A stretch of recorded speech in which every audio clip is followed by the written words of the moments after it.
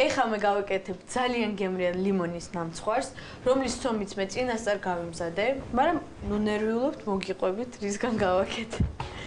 აქ არის 150 გრამი ფქვილი, 125 გრამი კარაქი და 200 გრამი შაქარი.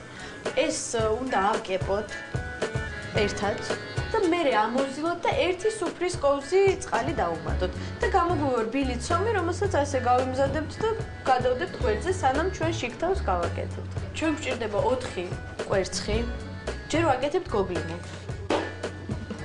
ისე. შაქარი.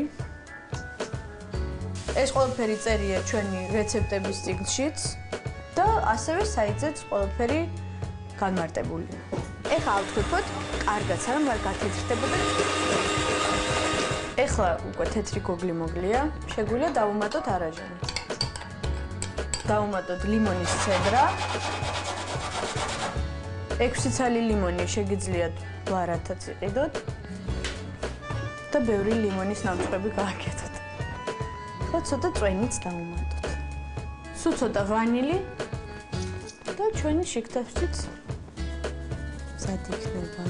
თუ მასა გამოგივიდათ ცოტათი თხელი, შეგვიძლია დავამატოთ ცოტა ფქვილი დაახლოებით 1 სუფრის კოვზი ან 2 სუფრის კოვზი, თვითონ ნახავთ, როდესაც აურევთ ერთმანეთში ამ მასას. თუ თქვენ ფორმა გაქვთ უფრო მაღალი, შესაბამისად შეგიძლიათ შიგ-თავსი უფრო ამოიყვანოთ.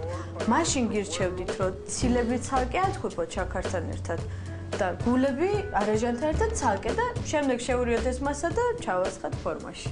არ ჭირდება ფორმას კარაქის მოსმა და არანაირი ცხიმის მოსმა, რადგან თვითონ ცომი არის კარაქიანი და არ მიიკრობს.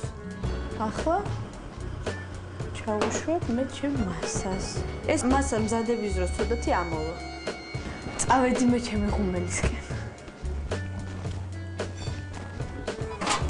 всё. დავტოვოთ ჩვენი ნამცხვარი 15-20 წუთით.